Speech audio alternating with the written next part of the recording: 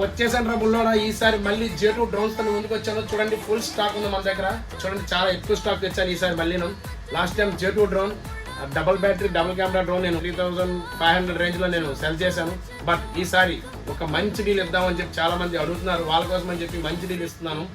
చూడండి చాలా అంటే చాలా బాగుంది. అండ్ డబుల్ బ్యాటరీ అండి. బ్యాటరీ చూడండి చాలా బిగ్ సైజులో ఉంది.